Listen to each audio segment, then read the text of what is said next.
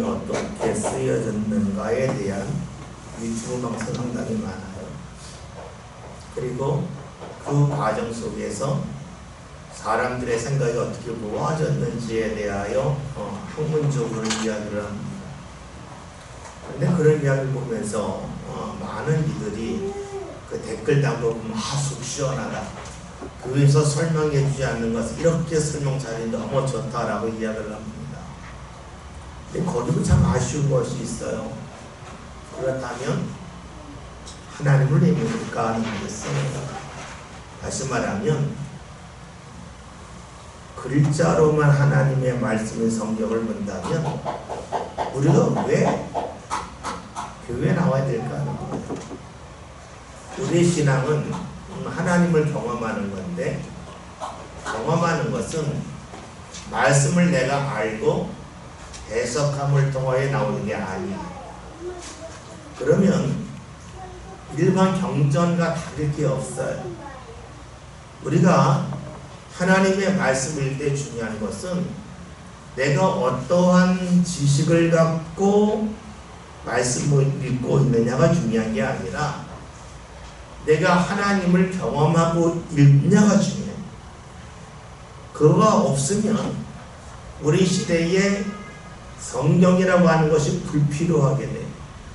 근데 많은 이들이 방송에 나와서 설명하는 것을 보면 하나님과의 관계 속에서 경험한 경험이 있고 성경에는 설명이 아니라 하나님의 경험이 없이 성경을 그냥 문자로 보는 거예요. 그 문자로 본다고 하는 것은 마치 하나님의 말씀을 기계적으로 읽는 것이 돼요. 여러분, 사람과의 대화는 관계 속에서 주어져요. 관계가 없다면 기계적인 대화가 돼요. 그래서 같은 말인데 어떤 관계가 속에서 말함에 따라서 그 말이 욕이 될 수도 있고 그 말씀이 칭찬이 될 수도 있고 그 말씀이 격려가 될 수도 있어요. 여러분들이 자녀하고 관계가 좋다면 자녀한테 아이고 잘한다 잘해 라고 이야기할 때에 그것은 정다운 대화예요. 내 자녀하고 사이가 안 좋은데 잘한다 잘한다 하면은 또 빈정대네 이렇게 돼버려요. 다시 말해서 대화의 내용이 중요한 것이 아니라 대화할 때의 관계가 중요해요. 하나님의 말씀도 그래요. 우리가 성경을 읽고 연구할 수도 있고 성경에서의 이러이러한 다른 점이 있고 이러이러한 것이 합리적으로 이해할 수 없다고 말할 수도 있어요. 그런데 하나님과 관계가 없이 그냥 말씀 읽다 보면 그 속에서 하나님이 무엇을 원하시는지를 찾을 수가 없어요. 그래서 내 마음대로 해석해요. 내 뜻 가운데서 다 풀어버려요. 여러분, 모르는 사람이 그렇죠. 무언가 모았을 때에 내 입장에서 봐요. 내 입장에서 해석을 해요. 그래서 상대가 어떤 말을 하든지 간에 내가 해석을 하고 결론을 내려버려요. 이것이 일반적인 모습인데 하나님의 말씀도 그럴 수가 있어요.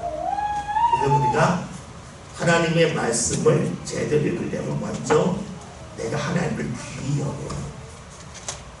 귀히 여기지 않으면 말씀을 제대로 해석할 수가 없어요. 우리 집사님 보고 집사님이 준비하지 않고 하나님의 일을 하려면 집사님이 천해집니다. 왜냐하면 집사님이 하나님을 귀히 여기지 않는데 내가 귀히 여기지 않는 대상을 믿어버리면 나도 수준이 떨어지는 거예요. 근데 내가 귀히 여기는 하나님을 믿으면 내가 귀해져요. 우리 정지사님도 오늘 마찬가지예요. 기도할 때에 그냥 내가 하고 싶은 대로 이야기하지 않고 할 수 있어요.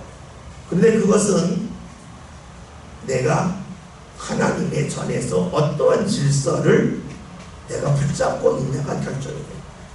그래서 여러분들이 신앙생활의 중요한 것은 말씀을 보지만 내가 하나님을 어떤 분으로 믿고 있냐, 그리고 내가 믿는 하나님이 내 생각 속에서만 믿는 하나님인가 아니면 삶 가운데 경험하고 경험할 수 있는 하나님이니까 중요해요. 그것에 따라서 여러분이 이게 다가오는 말씀이 다를 거예요.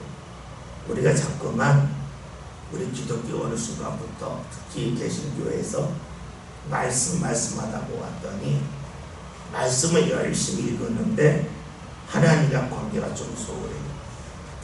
하나님과 관계가 소홀하다 보았더니 지식으로 기독교를 치고 들어올 때에 아무 말도 못하고 제가 볼 때 되게 엉뚱한 말이고 또 제가 볼 때는 이미 한 60년 전에 유행했던 말인데 그것이 마치 최근에 들려진 말인 것처럼 주장하는데 그걸 따라가요. 그래서 제가 얼마 전에 유튜브를 봤는데 김용욱 씨가 나왔어요. 김용욱 씨가 나와서 기독교에서 이야기하는데 제가 참 어이가 없었어요. 왜냐면 그분이 1960년대 후반에 한신대를 들어갔어요. 한국신학대학교. 그때의 신학을 한 1년을 배웠어요. 근데 지금 주장하는 것이 그 당시 유행했던 그 신학을 갖고 이야기합니다.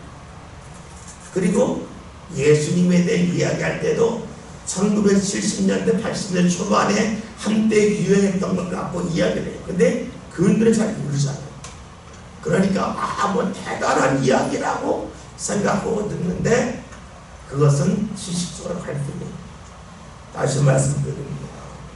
하나님의 말씀을 대할 때에는 하나님과 관계가 중요해요. 그리고 하나님과 관계 속에서 말씀을 듣고 읽어야 그 속에 하나님의 역사를 소망할 수 있어요. 내가 하나님과 관계를 맺지 않으면서 내 생각 속에서 무언가 하겠다 하면 사람들이 묻을 왜 성경을 읽냐? 노는 읽지, 대학을 읽지, 불경을 읽지 그럴 거예요. 여러분들이 좀 힘드셔도 새벽에 나와서 기도하시고 기도하는 자를 찾고 나와서 하나님을 꼭 경험하면 좋겠어요. 여러분 신앙생활 하면서 하나님 경험 없이 성경 말씀을 읽으면 요즘 같은 시대에 유튜브 몇 개 듣고 여러분 조금만 퍽 쓰러집니다. 그냥 퍽 쓰러집니다. 봤더니 한 20만 명 막 들었는데 댓글 담궈보면 속이 뻥 뚫린다 시원하다 했는데 그거는 머리에 몰랐던 지식에 들어온 것뿐이에요. 그 속에는 하나님의 말씀을 제대로 접근하지 못해요. 왜냐하면 글자로 보니까. 그리고 그 속에는 하나님이 없어요. 그냥 지식만 있어요. 여러분들이 이것을 뚫고 나가는 길이 무엇이 있을까? 그것은 내가 하나님을 경험하는 것밖에 없어요. 힘드셔도 새벽에 나오시고 우리 강 집사님 금요일에 올 거죠? 예? 와야 돼요. 지금 우리 교회 30년 이상 다녔는데 앞으로 교회 기둥이 돼야 되는데 그러면은 폭 쓰러져요. 우리 정 집사님 네. 금요일에 나올 거죠? 내려가겠습니다. 그리고 일주일에 한번 새벽기도 합시다. 우리가 자꾸 말씀드린다면서도 가치 있는 것 중에 쉬운 거 없어요. 쉬운 데 가치 있으면 다 가치 있게 살아요. 가치 있는 거일수록 어려워요. 그러니까 힘들어도 도전해 보시고 우리 집사님이 예은이 예안이 있잖아요. 말 안 듣죠. 그쵸? 말 되게 안 듣죠. 그걸 누가 말 듣게 할까? 내가 못하면 하나님을 믿어보자. 하나님께 의지해보자 하면서 매달리면서 한번 꼭 감동하면 좋겠어요. 오늘 말씀 30절에서 예수님께서 귀신 들린 자에게 묻으면 네 이름이 무엇이냐? 그가 답합니다. 군대라라고 말합니다. 군대라고 말하는 이유는 여러 가지가 있어요. 먼저 그에게 힘이 거대하다고 볼 수 있어요. 우리가 지난번 보았던 것은 그가 집에서 나와서 무덤가에 거하면서 이제 벌거벗은 채로 옷을 벗은 채로 있었는데 그를 새사슬 끌고 다녔습니다. 귀신들을 자기 힘이 있다는 거예요. 그 뜻이 뭐냐면 군대다. 군대라고 하는 것은 그 당시에 한 6,000명 정도 되는 그 부대를 말하는데 그만큼 힘이 거대하다라고 볼 수도 있습니다. 또 하나 볼 수 있는 것은 어떤 분이 이렇게 해석하기도 해요. 군대는 수가 많으니까 이게 뭐 다중인격이 아니겠냐라고 말씀하시는 분도 있어요. 그렇죠? 귀신 들린 자가 항상 악한 것만도 아니고 항상 소리 지르는 것만도 아니에요. 여러분, 이 세상에 100% 나쁜 사람은 없죠. 아무리 밖에서 나쁜 짓을 많이 하는 사람도 집에 가면 그냥 평범한 아버지고 평범한 남편이에요. 영화 중에 우한 세계라고 하는 영화가 있어요. 예전에 우리 송강호 씨가 나오는데 그 이야기는 송강호 씨가 주주폭력배예요. 그러다가 나중에 주주폭력배 대장이 돼요. 그런데 보면 집에서는 부인한테 엄청나게 혼나요. 그리고 자신이 아내하고 자녀를 해외 유학을 보내요. 그리고 혼자 집에서 텔레비전 보면서 이게 무슨 신세인가 해요. 평범한 사람과 똑같아서 집에서는. 다시 말하면 아무리 나쁜 사람이라 할지라도 항상 나쁜 건 아니에요. 나쁜 사람도 평범한 모습이 있어요. 그래서 귀신 들린다라 할지라도 여러 가지 모습이 있을 수 있다는 것을 군대라고 표현한다라고 보는 이도 있어요. 예전에 노래 중에 가시나무라고 하는 노래가 있죠. 원래 시인가 중장님 해덕주 씨가 불렀는데 아마 조성모 씨가 리메이크 해가지고 아주 히트쳤던 곡 있죠. 제가 한번 가사 알려드릴게요. 내 속엔 내가 너무도 많아 당신이 쉴 곳 없네. 내가 너무 많다.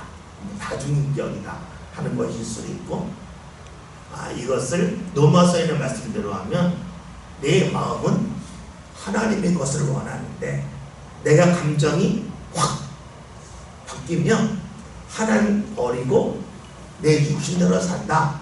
그런 뜻이거든요. 그래서 내 안에 내가 너무 많다. 그래서 당신이 쉴 곳이 없다. 주님이 쉴 곳이 없다 하는 내용이죠. 내 속에 헛된 바람들로 당신은 편한 것 없네. 바람에 따라서 사람들이 하는 그 유행의 바람에 따라서 흔들린다는 것이고, 내 속에 내가 어쩔 수 없는 어둠, 내가 어둠을 원하지 않아도 어둠 속에 산다. 그 얘기가 되겠죠.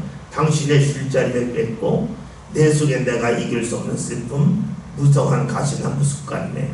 바람만 불면 그 메마른 가지 서도 불이 끼며 울어대며 쉴 것을 찾아 지쳐 날아온 어린 새들도 가시에 찔려 날아가고 바람만 불면 외롭고 또 괴로워 슬픈 노래를 부르는 날이 많았는데 내 속엔 내가 너무나 많아 당신의 쉴 곳 없네. 아주 그 유명한 노래인데 이것이 우리가 결심한 것과 살아가는 것이다.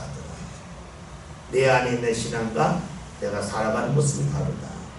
이것을 요즘 말로 하면 다중인격이다. 오늘 성경 말씀대로 하면 군대라 하는 것으로 볼 수도 있습니다. 그러면 우리가 하나님을 믿는다는 것이 무엇일까 하는 거예요. 그것은 하나의 기준이 된다는 거예요. 하나의 기준. 우리가 여기서 조심해야 될 것이 하나의 기준이라고 하는 것이 내가 늘 똑같이 산다는 것을 말하는 거라는 거예요. 여러분 봅시다. 우리가 지금 반바지 입었고 다 얇은 옷을 입었잖아요. 가을이 되면 두툼한 옷을 입을 거고 겨울이 되면 아주 두툼한 외투를 입을 거예요. 그러면 내가 예수를 믿는데 여름에는 반팔 입고 가을에는 긴팔 입고 겨울에는 두툼한 옷 입는다. 이것이 정상이죠. 정상이에요. 그러면 달라지지 않습니까? 라고 볼 수가 있겠지만 우리가 옷을 입는 목적은 몸을 보호하기 위함이에요. 그러니까 그 목적에서 보면 똑같은 거예요. 다시 말하면 내 몸을 보호하기 위해서 옷을 입는다 할 경우에는 여름에 입는 옷과 가을에 입는 옷과 겨울에 입는 옷이 같을 수밖에 없어요. 내 몸을 보호하기 위해서, 내 몸을 사랑하기 때문에 그래요. 이것이 하나님께서 우리를 인도하시는 방법으로 볼 수 있어요. 그런데 하나님의 인도하심이 아니라 오늘 말씀처럼 다중인격처럼 된다는 것은 무엇일까요? 그것은 내 감정에 따라서 내가 수시로 달라진다 하는 않는 것으로 볼 수도 있습니다.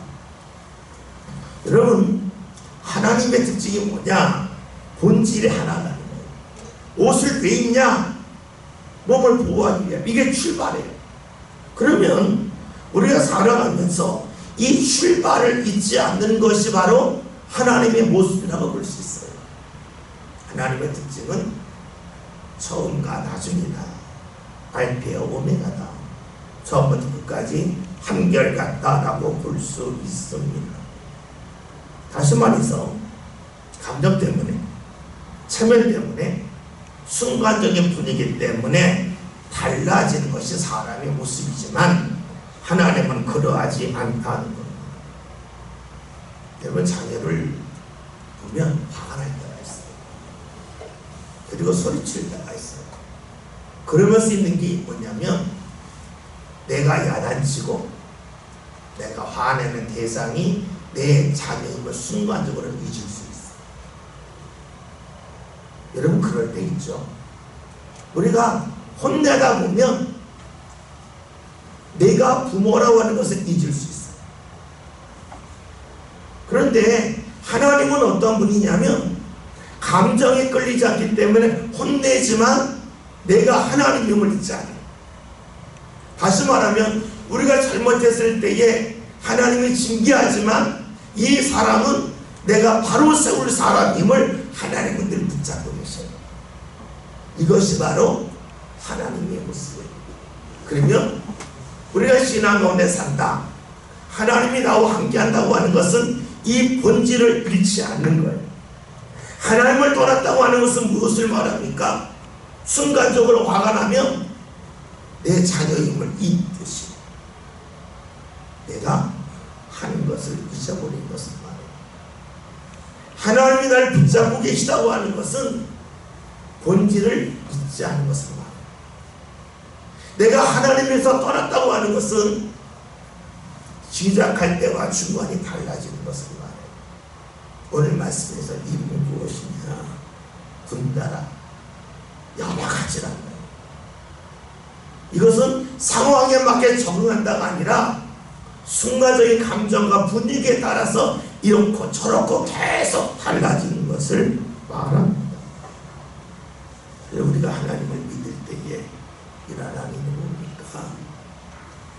힘들어도 여기 하나님의 뜻이 있다고 믿는 거예요. 이것이 말로는 쉽네 직접 겪으면 어려워요. 하나님이 왜 나한테 이런 어려움을 주십니까? 라고 할 수 있지만 하나님은 나를 사랑하시는 것이 전혀 변함이 없는 분이에요. 우리는 자꾸만 내가 자녀를 야단칠 때에 감정에 끌려갈 때가 있잖아요. 하나님도 그럴 거라고 착각을 하는데 하나님은 그런 분이 아니라는 거예요. 그리고 우리가 그 하나님을 믿는 거예요. 그래서 내가 힘들어도 하나님이 나에게 좋은 길로 인도하시기 위하여 이걸 겪게 하셔야 됩니다. 그래서 이 일을 나한테 허락하셨구나 하는 것을 받아들이는 것이 믿음이라고 볼 수 있어요. 그 믿음이라고 하는 것은 하나님이 내 안에 자리 잡았다고 볼 수 있어요. 하나님이 내 안에 자리 잡지 않으면 처음을 잊어버려요. 그래서 감정의 분위기가 휩싸여요. 하나님이 안에 계시면 처음을 끝까지 기억을 해요. 그리고 하나님에 대한 믿음도 계속해서 이어진다고 볼 수 있어요. 31절 다 같이 읽습니다.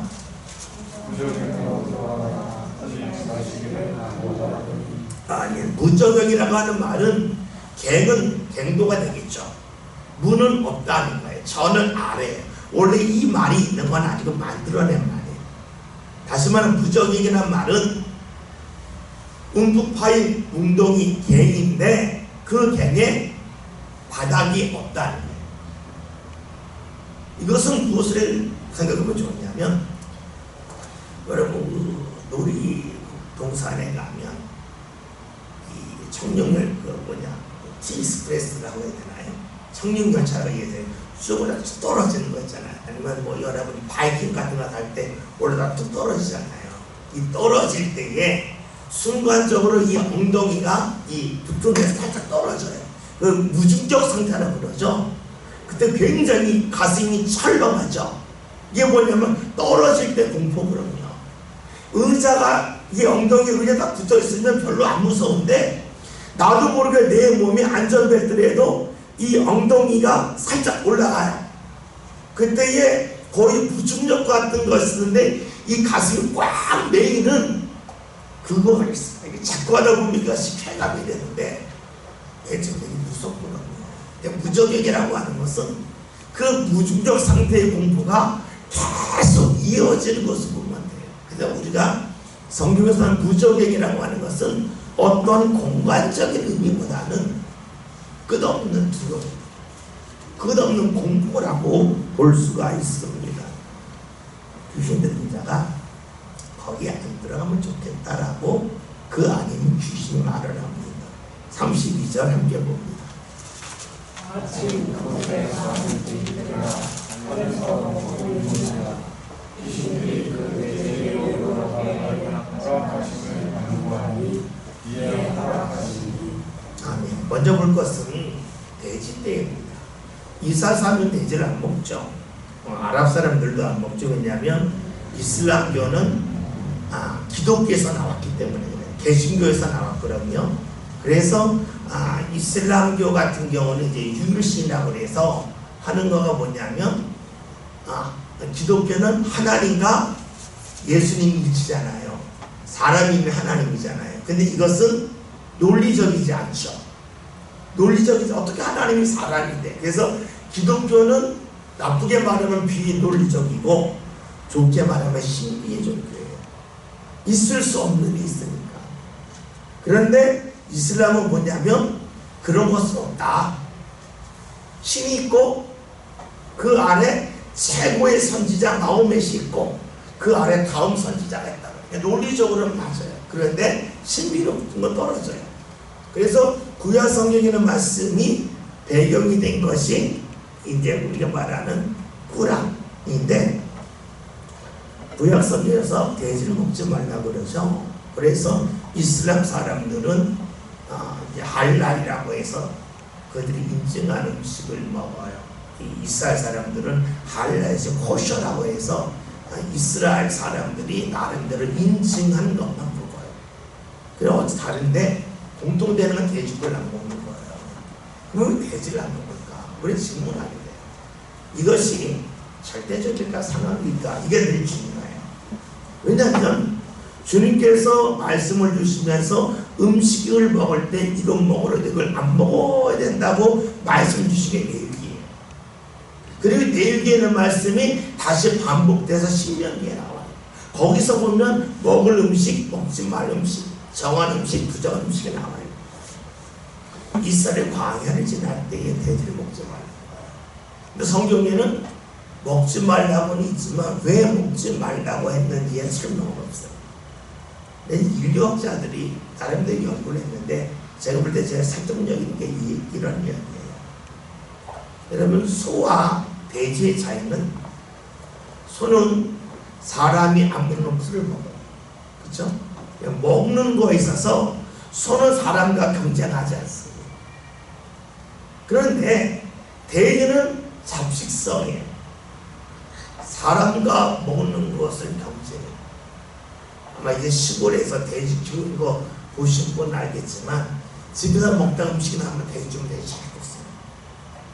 그러니까 돼지는 사람하고 먹는 음식이 겹쳐요. 또 하나는 돼지는 몸에 열이 많아서 물이 있어요. 그래서 우리가 뭐 시골에 가면 막 돼지가 소금을 먹고 뒷부르잖아요. 열시키려고 물이 필요해요. 이것이 이제 중요하다는 거죠. 그래서 이스라엘 사람들이 광야를 지날 때 물이 부족한데 돼지는 사람이 먹는 물을 필요해요. 돼지는 사람이 먹을 음식을 먹어요. 그럼 어떻게 될까요? 사람은 좀 잔인하잖아요. 그래서 사람은 잔인하기 때문에 내가 먹고 싶은 걸 위해서 다른 사람을 희생을 시킵니다. 다시 말해서 돼지고기에 맛이 들리면 돼지고기를 먹기 위해서 돼지를 키워요. 그래서 사람이 먹을 음식을 빼앗아서 돼지에게 줘요. 그러면 가난한 사람들이 먹을 음식이 없어진다는 거예요. 그래서 하나님께서 이스라엘 사람들이 광야를 지날 때에 사람을 살리기 위해서 돼지를 먹지 말라고 했다고 하는 그런 주장을 하는 이들이 있어요. 설득력이 있죠. 그렇기 때문에 오늘 우리가 돼지고기 먹는 것은 문제가 안 된다, 뭐 이렇게는 볼 수 있어요. 왜냐하면 지금은 우리가 먹는 것 경쟁하는 것도 아니고 물도 풍성하고 그러니까 그렇다라고 해석할 수 있어요. 그런데 어쨌든 본문에서 돼지대가 나온다고 하는 것은 돼지를 키웠다는 것이고, 돼지를 키웠다고 하는 것은 이스라엘 사람이 아니라는 거예요. 구약의 말씀을 지키는 사람이 아니라는 거예요. 우리가 26절을 보면 예수님이 갈릴리 맞은편 걸어서로 갔다고 하는데, 이 맞은편이라고 하는 것은 지역적으로 맞은편도 되겠지만 신앙으로 볼 때에 구약 성경의 말씀을 믿지 않는 사람들이 사는 곳, 다른 말로 하면 이방인이 사는 곳으로 갔다고 볼 수가 있어요. 우리가 마가복음을 보면 데가볼리라고 하는 곳이라, 데가볼리 원래는 데카폴리스라고 했는데, 데라고 하는 것은 10을 말해요. 그리고 폴리스는 도시를 말해요. 그러니까 로마 사람들이 로마식 도시를 10곳을 세웠는데 그곳을 데가폴리라고 해요. 성경에서 데가폴리스인데, 어쨌든 이방 사람들이 사는 지역으로 예수님이 가셨는데 거기 사람들의 돼지를 키웠다라고 볼 수 있습니다. 그런데 귀신 들린 자가 말하기를 내가 돼지로 들어가겠다라고 말을 합니다. 예수님 허락을 하시고, 그리고 아는 것처럼 수많은 돼지가 이제 죽는 그런 말씀이 나와요. 똑같은 부분이 마가복음 5장에 나와 있는데, 마가복음 5장을 보면 2,000마리의 돼지가 죽었다는 말씀이 있습니다. 저 잘 보여요? 강집사님, 저 잘 보여요? 기록하는 거예요? 우리 좀 봅시다. 그러면 왜 허락하셨을까 하는 거예요. 그 이유를 많은 방법을 해석할 수가 있는데, 그 중에 하나인 거죠. 주님께서는 한 영혼을, 한 사람을 살리기 위해서라면 2,000마리 돼지 희생해도 괜찮다 하는 그런 마음으로 보셨다고 볼 수 있어요. 다시 말하면 한 사람을 살리기 위해서라면 많은 희생해도 괜찮다는 거예요. 마치 예수님께서 우리의 영혼을 구원하기 위하여 십자가에 달리셔서 자신을 희생했던 것처럼 사람을 살리기 위해서라면 희생이 있어도 괜찮다 하는 것을 볼 수 있어요. 이 희생이라고 하는 것이 물질의 희생, 시간의 희생, 때로는 나의 자존심에 내려놓음으로 볼 수도 있죠. 또 이렇게 볼 수 있어요. 귀신이 나갈 때에 반드시 흔적을 남긴다 하는 것을 볼 수 있어요. 왜 나쁜 일을 하게 되면 후유증이 있어요. 그 후유증에 대하여 주께서 알게 하신다고 볼 수 있어요. 예전에 어떤 목사님이랑 설교를 하셨어요. 한 30년 된, 30년 된 것 같네요. 제가 설교를 들은 지가. 부흥회가 열렸는데 이 부흥회 때에 그분이 다 은혜를 받았대요. 은혜 받고 났더니 어떤 남자 집사님이 부인한테 고백을 했대요.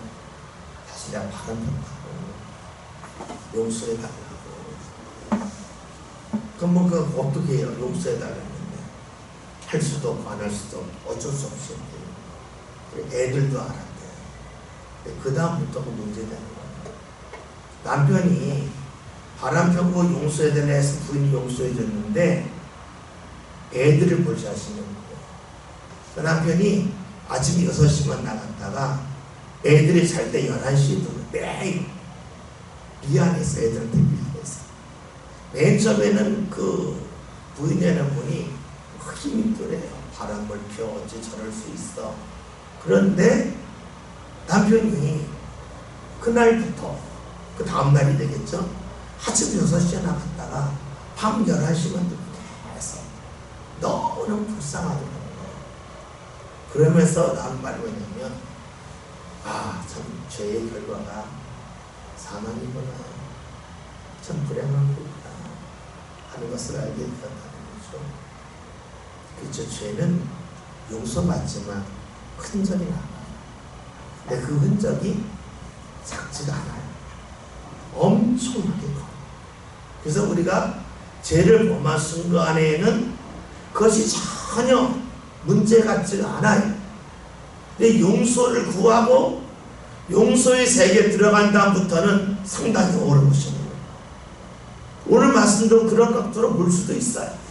예수님이 한 영혼을 살리기 위하여 많은 대지를 시작했다고 볼 수 있겠지만 잘못된 귀신이 들어갔을 때에 또 이 귀신이 나오는 것을 우리가 생각으로 볼 수도 있고 어떤 마음으로 볼 수도 있을 거예요. 그런 것이 들어가고 그것이 깨끗해지는 과정 속에서 엄청난 희생이 따른다고 볼 수 있어요.